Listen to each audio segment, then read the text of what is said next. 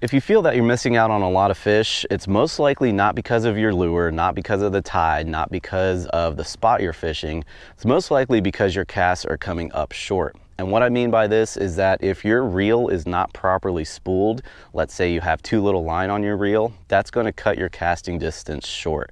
And the more distance you can have on your cast, you're most likely to get that lure in the strike zone and being far enough away from the spot and the fish that you're not spooking them. So I'm going to be running a side-by-side test here. I have one reel that is underfilled. As you can see, this reel has actually lost a lot of line and it's underfilled. You can see there's quite a gap between the line and the top of the spool there. And then I have another spool that is properly filled. You can see there's about 1/8 of an inch of a gap or less on that spool. One thing you don't want to do is overfill a reel, because what's going to happen is you're going to be dealing with a lot of wind knots, because that line is basically falling off the spool and it's tangling up on itself. So don't overfill it, don't underfill it. So let's go ahead and run some tests. What I'm going to do, I'm going to use these two combos here. They're exactly the same. This is our Slam Stick 7'6" medium power fast action rod paired up with our Otis 2500 spinning reel. Again, one is underfilled, one is filled up properly, and I'm throwing the same lure. This is our 4-inch mulligan in the Slam Shady color. Color really doesn't matter here, but I have it on a 1/8 ounce jig head. I cut the barbs off so we don't harm any birds or anything that might go after the lures when I'm casting them out here on the field. But we're gonna make 10 casts with each. And what I'm gonna do is mark, this is gonna be for our properly filled spool. I'm gonna mark every cast with the orange flag with the properly filled spool. And then I'm gonna mark every cast with the underfilled spool with the pink flags, and we're gonna see how it lines up. So now let's go ahead and get out here. I am on this field out here. We're going to be making, again, 10 casts with each rod. I'm gonna mark them with different colored flags, and we're gonna see if there's any difference in the casting distance. Now, when I'm casting these rods, I'm not doing anything extra or crazy. You know, I'm not trying to sling these things as hard as possible. I'm just doing a basic dart cast where bring the rod back, using the same amount of power every time. That way we get pretty accurate results. Now the line as well on these reels is both the same. It's 10-pound Daiwa J braid. I have 17-pound leader on here, the same exact amount. It is about, I'd say, probably 3 feet of leader on there.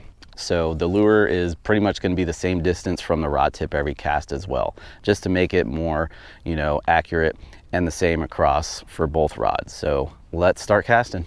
Now, to save time, I sped up the clips of the casting here, so I'm not boring you guys to death. But what I did was, first with the properly filled spool, I made actually 5 casts instead of 10. 5 was enough.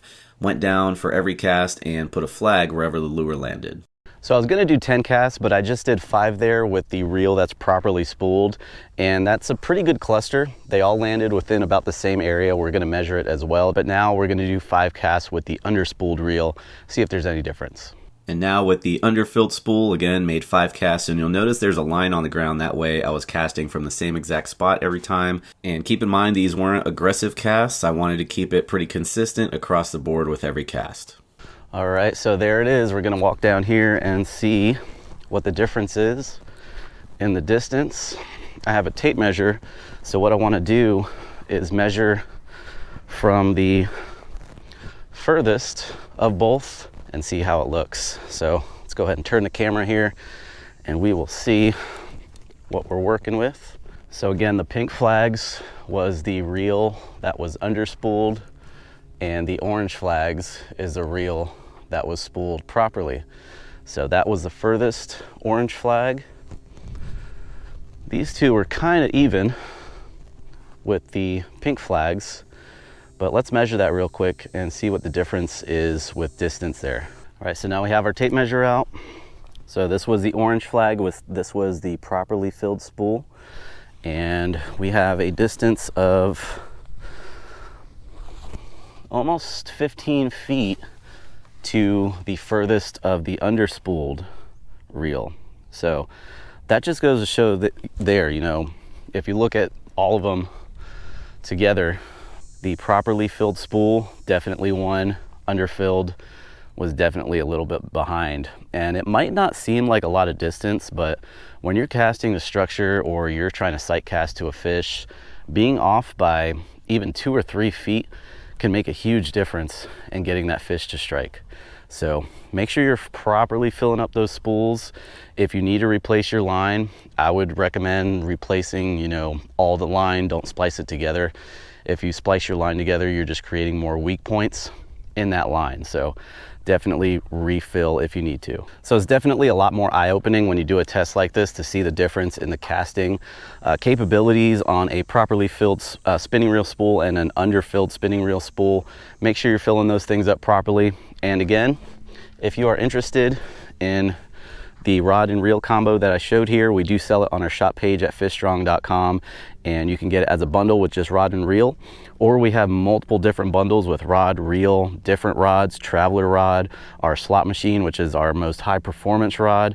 You can also get that bundle with all of our proven lures to help you get on more fish, to help eliminate all the guesswork into what you need to get out there and catch more fish. So be sure to check that out at fishstrong.com. If you have any questions or comments, please feel free to drop them down below.